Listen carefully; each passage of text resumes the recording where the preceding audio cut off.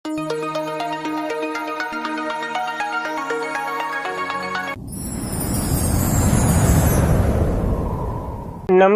ગુજરાતના અધિકારી મિત્રો, આજે આપણે 2 માર્ચ 2026 નું મોસ્ટ ઇમ્પોર્ટન્ટ કરંટ અફેર સાથે સાથે જીકે અને જીએસ વિશે ચર્ચા કરવાના છે।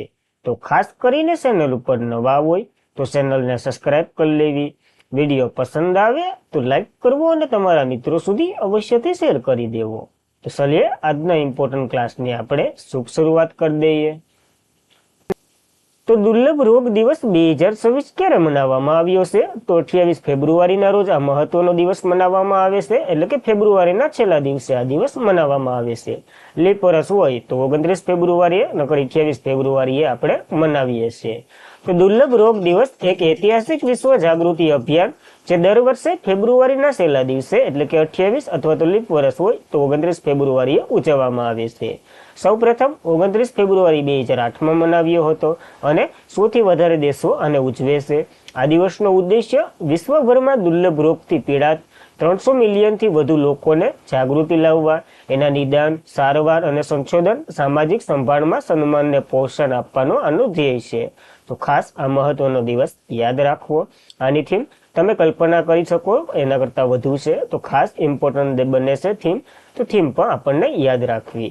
તો આ હતો 6 ફેબ્રુઆરીનો દિવસ। તો આપણે ફેબ્રુઆરીના દિવસો જોઈ લઈએ। 1 ફેબ્રુઆરીએ ભારતીય સુરક્ષા ગાર્ડનો 50મો સ્થાપના દિવસ મનાવ્યો। 2 ફેબ્રુઆરી વિશ્વ વેટલેન્ડ દિવસ। 4 ફેબ્રુઆરીએ વિશ્વ કેન્સર દિવસ અને આંતરરાષ્ટ્રીય માનવ બંધુતા દિવસ મનાવ્યો। 6 ફેબ્રુઆરી સ્ત્રી જનન અંગછેદ શૂન્ય સહિષ્ણુતા આંતરરાષ્ટ્રીય દિવસ મનાવ્યો। 9 ફેબ્રુઆરીએ આંતરરાષ્ટ્રીય વાય દિવસ જે ફેબ્રુઆરીના બીજા સોમવારે હોય। 10 ફેબ્રુઆરીએ વિશ્વ કઠોળ દિવસ અને રાષ્ટ્રીય કૃમિનાશક દિવસ મનાવ્યો। 11 ફેબ્રુઆરીએ વિજ્ઞાનમાં મહિલાઓ અને કન્યાનો આંતરરાષ્ટ્રીય દિવસ મનાવ્યો। એ સાથે જ વિશ્વ યુનાની દિવસ અને દાણચોરી વિરુદ્ધ દિવસ પણ મનાવ્યો। એ ફેબ્રુઆરીના બીજા મંગળવારે હોય। 12 ફેબ્રુઆરીએ રાષ્ટ્રીય ઉત્પાદકતા દિવસ। 13 ફેબ્રુઆરીએ રાષ્ટ્રીય મહિલા દિવસ અને વિશ્વ રેડિયો દિવસ। 15 ફેબ્રુઆરી આંતરરાષ્ટ્રીય બાળ કેન્સર દિવસ। 17 ફેબ્રુઆરીએ વૈશ્વિક પ્રવાસન સ્થિતિસ્થાપકતા દિવસ। 18 ફેબ્રુઆરી વિશ્વ પેંગોલિન દિવસ જે ફેબ્રુઆરીના ત્રીજા શનિવારે હોય। 20 ફેબ્રુઆરીએ સમાજમાં સામાજિક ન્યાયનો દિવસ। અરુણાચલ પ્રદેશ અને મિઝોરમનો 40મો સ્થાપના દિવસ આપણે મનાવ્યો હતો। 21 ફેબ્રુઆરી આંતરરાષ્ટ્રીય માતૃભાષા દિવસ। 23 ફેબ્રુઆરી વિશ્વ શાંતિ અને સમજણ દિવસ। 24 ફેબ્રુઆરીએ સેન્સન એક્સચેન્જ ડે મુજબ મનાવ્યો એટલે કે નેશનલ એક્સચેન્જ ડે। 27 ફેબ્રુઆરીએ વિશ્વ એનજીઓ દિવસ એટલે કે નોન ગવર્મેન્ટ દિવસ અને આપણે હાલ 28 ફેબ્રુઆરીએ આ એક મહત્વનો દુર્લભ રોગનો દિવસ મનાવી ચૂક્યા છે। તો આ મહત્વના ફેબ્રુઆરીના દિવસો આપણને યાદ રહેવા જોઈએ, ઇમ્પોર્ટન્ટ બને છે એટલા માટે। ત્યારબાદ મુખ્યમંત્રી ભૂપેન્દ્ર પટેલે સાહિત્ય ગૌરવ પુરસ્કારો 2024માં ગુજરાતી ભાષામાં કોને પુરસ્કાર અર્પણ કર્યો છે? તો પ્રવીણ દરજીને આ પુરસ્કાર આપ્યો છે। કચ્છીમાં વાત કરીએ તો માવજી મહેશ્વરી અને અજય સોની અને દીપક નંદા વગેરેને યુવા પુરસ્કારો અર્પણ કર્યા છે। જોઈ લઈએ બધાય પુરસ્કારો એક વખત વડલેને। તો ગૌરવ પુરસ્કારો પ્રવીણ દરજી તથા કચ્છી ભાષામાં માવજી મહેશ્વરીને એનાયત કર્યા છે। વિશ્વ માતૃભાષા દિવસ જે આપણે 21 ફેબ્રુઆરીએ મનાવ્યો, એની પૂર્વ સંધ્યાએ ગાંધીનગરમાં નેશનલ કોન્સ્ટલેશન સાયન્સ યુનિવર્સિટી છે ને એ ખાતે એક ભવ્ય સમારોહમાં આ એવોર્ડો આપવામાં આવ્યા છે। ભૂપેન્દ્ર પટેલે 2024 માટેના એવોર્ડો આપ્યા છે। સાહિત્ય ગૌરવ પુરસ્કારો જે ગુજરાતી ભાષામાં પ્રવીણ દરજીને તથા કચ્છી ભાષામાં માવજી મહેશ્વરીને એનાયત કર્યો। તો મહત્વનો તો આ ગુજરાતી ભાષામાં બને પણ આપણે માવજી મહેશ્વરીને પણ યાદ રાખવા। ગુજરાતી સાહિત્ય અકાદમીના યુવા લેખકોનો સાહિત્ય પુરસ્કાર જેને યુવા ગૌરવ પુરસ્કાર કહેવામાં આવે છે એ અજય સોની અને દીપક નંદાને મળ્યો છે જે 2024ના આ તમામ પુરસ્કારો છે। તો બધી મહત્વના બને છે આ ગુજરાતી તથા કચ્છી। તો ગુજરાતીના 2 યાદ રાખવા, પ્રવીણ દરજી અને અજય સોની બંને મહત્વના ધરાવે છે। આપણને 2024ના અર્પણ કર્યા છે, આ વખતે અર્પણ કર્યા તો આપણને યાદ રહેવા જોઈએ, ઇમ્પોર્ટન્ટ છે। ત્યારબાદ કલકત્તા શિપયાર્ડ બિલ્ડિંગ્સ જે લિમિટેડ છે અહીંયા સ્વદેશી સેલ એટલે કે સ્ટીલ જહાજ કયા નામે ભારતીય નૌકાદળ કાફલામાં સામેલ કર્યું છે? તો આઈએનએસ અજનદીપના નામે લોન્ચ અથવા તો સામેલ કર્યું છે। મહત્વનું બની રહ્યું છે સ્વદેશી નિર્માણ છે। તો સ્ટીલ ઓથોરિટી ઓફ ઇન્ડિયા લિમિટેડે સૌથી મોટું સ્ટીલ ઉત્પાદક જહાજ ક્ષેત્ર એકમ જે મહારત્ન કંપની છે, તેમણે guard ship buildings and engineering limited એટલે કોલકાતા વાળીએ બનાવવામાં આવેલ આઈએનએસ અંજનદીપ માટે ખાસ સ્ટીલ સંપૂર્ણ જથ્થો પૂરો પાડ્યો છે. એટલે કે આ મહત્વની કંપનીએ આને સ્ટીલનો જથ્થો પૂરો પાડ્યો હતો અને અહીંયા બનાવ્યું છે. ગયા વર્ષે આઈએનએસ અર્નલા, આઈએનએસ એન્દ્રોન કમિશન કર્યું, એટલે કે આ બેને એડ કર્યા હતા. પછી આઈએનએસ અંજનદીપ ભારતીય નૌકાદળમાં કમિશનર એટલે કે સામેલ કરવામાં આવ્યું છે. આ ત્રીજું એન્ટી સબમરીન વોરફેર સેલો વોરક્રાફ્ટ છે. ટૂંકમાં સીસરા પાણીમાં આસાનથી દુશ્મનોને પાડી શકે, મારી શકે એવી ક્ષમતા ધરાવે છે. સીસરા દરિયાકાંઠામાં પાણીમાં દુશ્મનોને સબમરીન શોધી કાઢવું, તેમનો નાશ કરવો એ માટે રચાયેલા છે આ જહાજો. તેને ડોલ્ફિન હન્ટર તરીકે પણ ઓળખવામાં આવે છે અને તેનું નામ કર્ણાટકના કારાવાલ કિનારે સ્થિર અજનદીપ ટાપુ પરથી રાખવામાં આવ્યું છે. આનું નિર્માણ ગાર્ડ શિપ રિપબ્લિક્સ જે લિમિટેડ છે ને કલકત્તા, એના દ્વારા કરવામાં આવ્યું છે. ટોટલ તો ઘણા જહાજો બનાવવાના છે, ટોટલ 16 બનાવવાના છે. એમાંથી 8 તો કે આપણે કલકત્તા વાળા બનાવશે અને 8 તો કે કોશિન શિપયાર્ડ બનાવશે. તો આ બંને મહત્વના બની રહ્યા છે. અને આ જે કોશિન વાળા છે એને પેલું લોન્ચ કરી દીધું હતું માહેના નામથી, આઈએનએસ માહે. હવે અહીંયા ત્રીજું લોન્ચ કર્યું છે. તો ટોટલ 4 તો બની ગયા છે. હવે થોડાક બાકી રહ્યા, એ વારંવાર આપણે જોતા રહેશું એટલે બની જાય. ત્યારબાદ કઈ ટીમે મોસ્ટ ઇમ્પોર્ટન્ટ પ્રશ્ન બની રહ્યો છે, કઈ ટીમે રણજી ટ્રોફી 2025-26 નો ખિતાબ જીત્યો છે? તો જમ્મુ કાશ્મીરે આ ખિતાબ જીત્યો છે. કેને? તો કે કર્ણાટકને હરાવીને આ ખિતાબ જીત્યો છે. પ્રથમ વખત આવું થઈ રહ્યું છે. તો રણજી ટ્રોફી એ ભારતમાં પ્રથમ વર્ગની ટુર્નામેન્ટ છે, જેમાં દર વર્ષે રાજ્ય અને શહેરો આધારિત ટીમો 4 દિવસીય રમત યોજાય છે. હાલમાં 38 ટીમો અને જે 28 રાજ્ય અને 8 કેન્દ્રશાસિત પ્રદેશો છે એ બધીની એક ટીમો રમે છે અને રણજી ટ્રોફીમાં ભાગ લે છે. આ ટુર્નામેન્ટ પહેલી આવૃત્તિ 1934માં યોજાઈ હતી, જોવા મળી હતી, જ્યાં બોમ્બે જીત્યું હતું. હાર્યું હતું કોણ? તો કે ઉત્તર ભારતને હરાવ્યું હતું. પહેલી આવૃત્તિ પણ આપણને યાદ રાખવી. અને રણજીતસિંહને તો આપણે ઓળખો જ છો, જામનગરના મહારાજા, જે પહેલા વહેલા આંતરરાષ્ટ્રીય ક્રિકેટ રમવા ગયા હતા, એના માનમાં જ આનું નામ છે. 2025-26માં તો કે 91મી આવૃત્તિ હતી, જે 15 ઓક્ટોબર થી 28 ફેબ્રુઆરી દરમિયાન યોજાઈ હતી. ક્યાં? તો કે મુકમ્બલા હુગલી સ્ટેડિયમ છે ને કર્ણાટકમાં, ત્યાં. વિજેતા તો કે જમ્મુ કાશ્મીર રહ્યું છે, 5 કરોડનું ઇનામ જીત્યું છે. પૈસા નો યાદ રાખો તો પણ ચાલશે. રનરઅપ તો કે કર્ણાટક રહ્યું છે. જ્યારે જમ્મુ કાશ્મીરની ટીમ પહેલીવાર ફાઇનલમાં પહોંચી હોય અને જીતી હોય એવું પહેલીવાર થયું છે, તો આપણને યાદ રાખવું. સૌથી સફળ ટીમની વાત કરીએ તો મુંબઈ છે, 42 વખત પેલું ઇનિંગ જીત્યું હતું. તો ખાસ ઇમ્પોર્ટન્ટ બને છે આ ટ્રોફી, ક્રિકેટ સાથે સંકળાયેલી છે. સૌથી વધુ રનની વાત કરીએ તો સમસણ રવિચંદ્ર, જે કર્ણાટકના છે, પ્લેયર ઓફ ધ સિરીઝ તરીકે પસંદ થયા છે. સૌથી વધુ વિકેટમાં તો કે ઓક્રીબ નબી દાર, જે જમ્મુ કાશ્મીરના ખેલાડી છે અને 60 જેટલી વિકેટ એટલે કે પ્લેયર ઓફ ધ મેચ રહ્યા છે. Final player of the match Shubham Pundiyan રહ્યા છે, જે જમ્મુ કાશ્મીરના ખેલાડી છે અને ઘણું એવું ઇનામ પણ એને મળ્યું છે. તો આપણને યાદ રાખવી આ એક મહત્વની ઇવેન્ટ બની રહી છે. ત્યારબાદ ભારત 0 ઇનામ શરૂ કર્યું. આ કયા ક્ષેત્રે આપવામાં આવશે? તો એન્વાયરમેન્ટ ક્ષેત્રે આપવામાં આવશે, એટલે પર્યાવરણ ક્ષેત્રે આપવામાં આવશે. હવે 0 થી 0 નેટ, શૂન્ય નેટ ને બધી તો તમને ખબર જ છે. તો ભારતમાં હવા, પાણી, જમીન પ્રદૂષણને ચકાસણી ઘટાડવા લક્ષ્ય બનાવવા માટે 0 પ્રાઇઝ નામનો એક પ્રથમ પરિમાણી આધારિત પર્યાવરણીય પુરસ્કારની જાહેરાત કરવામાં આવી. આ પહેલીવાર નવી દિલ્હીમાં અનાવરણ કરવામાં આવ્યું છે આનું, જેમાં કુલ 5 કરોડનું ભંડોળ પૂરું પાડવામાં આવ્યું છે. 3 શ્રેણીમાં એવોર્ડ આપવામાં આવશે. 1-1 કરોડનું ઇનામ હશે.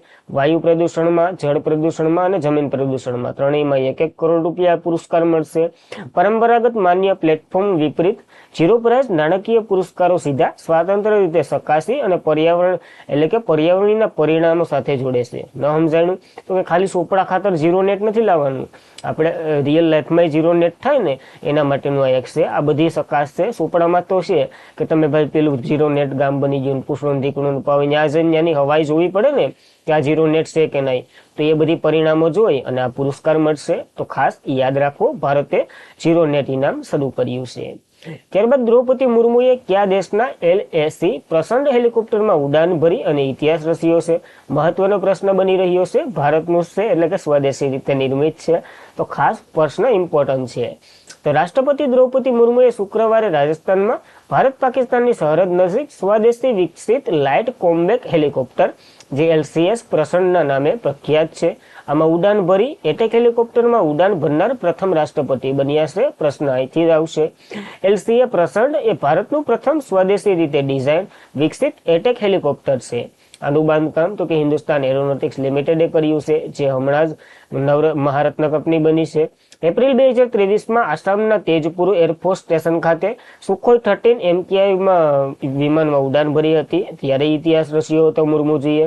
ઓક્ટોબર 2025માં આંબાલા એરફોર્સ ખાતે, આંબાલા શહેર બહુ ઇમ્પોર્ટન્ટ છે કારણ કે ગંગા અને સિંધુ બંનેને અલગ કરે છે. કંડક્ટરનો પ્રશ્ન છે તો યાદ રહેવો જ જોઈએ.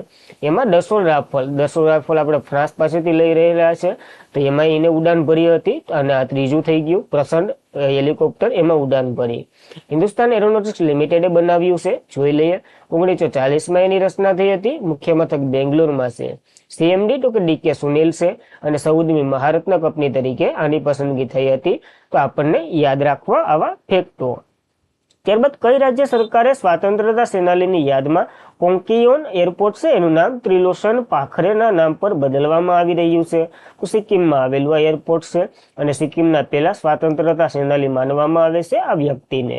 સિક્કિમ સરકારે ભારત અને ચીન સરહદ પર આવેલ પર્વતીય રાજ્યનું પાંકોયાંગશા એરપોર્ટ એકમાત્ર એરપોર્ટ છે એનું નામ સ્વાતંત્રતા સેનાની ત્રિલોચન પોખરેના નામ પર રાખશે. સિક્કિમના મુખ્ય મંત્રી PM તમાંગે એટલે કે ગોલે આ ગુરુવારે જે રંગપો ખાતે અખિલ સિક્કિમ ક્ષેત્રીય બહુપક્ષીય કલ્યાણની 31મી સ્થાપના દિવસની ઉજવણી થઈ ને ત્યારે આ બધી જાહેરાત કરી હતી. તો આપણને યાદ રાખવું. હવે ત્રિલોચન પોખરે જે સિક્કિમના પ્રથમ સ્વાતંત્રતા સેનાની છે અને એને ગાંધી પોખરેલ તરીકે પણ ઓળખવામાં આવે છે. ટૂંકમાં ગાંધીની ઉપાધિ મળેલી છે. તો આપણને યાદ રાખવું મહત્વનું વ્યક્તિત્વ છે. તો હવે સિક્કિમનું કેપિટલ તમારે કોમેન્ટ કરવાની છે. Bharat UN road safety financing project ક્યાંથી શરૂ કરી રહ્યું છે? તો નવી દિલ્હીથી શરૂ કરી રહ્યું છે. યુએનના 2 સદસ્ય આવ્યા હતા નવી દિલ્હી ખાતે અને શરૂ કરીને વયા ગયા. તો ફેબ્રુઆરી 2026માં UN secretary general road safety માટે ખાસ દૂત જીન ટ્રોન્ટ નવી દિલ્હીની મુલાકાત દરમિયાન UN road safety financing project in India શરૂ કરવામાં આવ્યું છે. આ પહેલ પસંદગી ભારતીય રાજમાર્ગો, માર્ગ સલામતી અને નાણાકીય પદ્ધતિની જે સંચાલકીય ક્ષમતાને મજબૂત બનાવવો અને એનો પ્રયાસ છે. હમણાં આપણે કાલ જોયું હતું ને, UN રોડ સેફ્ટીએ કોકને પોતાના ઓલા બનાવ્યા હતા, એમ્બેસેડર તો ન કહી શકો, એ પ્રાઇઝ આપી અને હેલ્મેટ ને વગેરે પહેરવાને, રોડ સેફ્ટીના સાધનો પહેરવા માટે એને પોસ્ટ કર્યું હતું સચિન રમેશ તેંડુલકર. આ પહેલનો ઉદ્દેશ્ય માર્ગ સલામતી કાર્યક્રમ ભંડોળ પૂરું પાડવું અને આ રીતે પરિવર્તન લાવવાનો છે. તો ઉદ્દેશ્ય પણ યાદ રાખવો. હવે UN રોડ સેફ્ટી ફંડની વાત કરી લઈએ. એની સ્થાપના 2018માં થઈ હતી. આનું મુખ્યાલય તો કે ન્યુયોર્ક ખાતે છે. તો આ બેઝિક માહિતી આપણને યાદ રાખવી. ત્યારબાદ ઓપરેશન ગઝબ લીન હલ તાજેતરમાં જ કયા દેશે શરૂ કર્યું છે? તો પાકિસ્તાને શરૂ કર્યું છે. શું છે આ ડખો? તો પાકિસ્તાન અને અફઘાનિસ્તાન વચ્ચે ડખો છે. જો પાકિસ્તાન વાળાની જે અફઘાનિસ્તાન સાથે સરહદો છે ને, એ અફઘાનિસ્તાન વાળા માનતા નથી અને આ ભાઈએ પછી યુદ્ધનું એલાન કરી દીધું છે. એવું બધી ડખો છે. પાકિસ્તાન સૈન્યએ શુક્રવારે 27 ફેબ્રુઆરીએ વહેલી સવારે અફઘાનિસ્તાન વિરુદ્ધ ઓપરેશન ગઝબ લીન હલ શરૂ કર્યું છે. અફઘાનિસ્તાનના ઘણા મુખ્ય શહેરો પર બોમ્બમારો કર્યો છે, જેના કારણે મોટા પાયે જાનહાનિ અને સંપત્તિનો વિનાશ થયો છે. અફઘાનિસ્તાન સરહદને માન્યતા આપતું નથી કારણ કે તે પશોહિમ જાતિ વિભાજન કરે છે અને આનો વિવાદ તો કે અફઘાનિસ્તાન પાકિસ્તાન હવાઈ હુમલા વગેરે વગેરે આ જવાબી પરત મળી રહ્યો છે અને પાકિસ્તાને યુદ્ધનું એલાન કરી દીધું છે. હવે જોઈ લઈએ અફઘાનિસ્તાન વાળા એને પર તાલિબાન વાળા લગભગ પછાડીને મારવાના છે. તો જોઈએ હવે આગળ શું થાય એ. ત્યારબાદ કયા રાજ્યએ એમ્સ-2 હેઠળ પ્રથમ રાજ્ય નવીનતા મિશન શરૂ કર્યું છે? તો ત્રિપુરાએ આ મિશન શરૂ કર્યું છે. મહત્વનું મિશન બની રહ્યું છે કારણ કે પ્રથમ રાજ્ય બન્યું છે. તો નીતિ આયોગ હેઠળ અટલ ઇનોવેશન મિશન જેને એમ્સ એ ત્રિપુરા પ્રથમ સ્ટેટ ઇનોવેશન મિશન શરૂ કરી રહ્યું છે. રાજ્ય લાંબા ગાળાના જે વિકાસ વ્યૂહાત્મક નવીનતા અને ઉદ્યોગ સાહસિકના સમાવેશમાં તેનું એક મોટું પગલું છે. આ પહેલ એમ્સ-2 હેઠળ નીતિ આયોગ અને રાજ્ય જે મિશન સહાય છે ને વગેરેના હેઠળ કરવામાં આવી રહ્યું છે. આનો ઉદ્દેશ્ય રાષ્ટ્રીય પ્રાથમિકતા સાથે સુસંગતને મજબૂત બનાવી સંદર્ભમાં વિકાસ નવીનતા ઇકોસિસ્ટમ બનાવવાનો છે.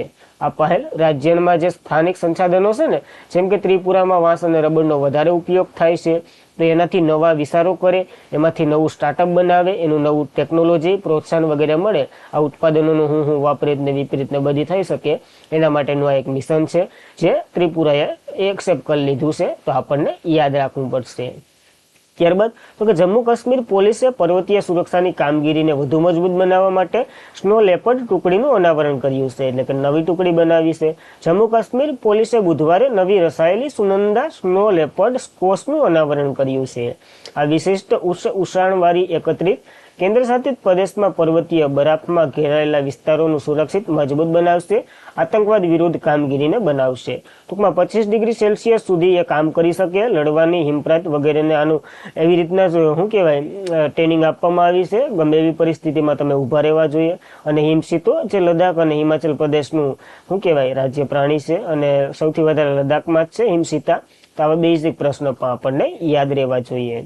અને આજના માટે એટલું જ હતું. ખાસ કરીને મિત્રો ક્લાસમાં મજા આવતી હોય એક લાઇક કરો, તમારા મિત્રોને શેર કરો અને ચેનલ ઉપર નવા હોય તો અવશ્યથી સબસ્ક્રાઇબ કરી લો.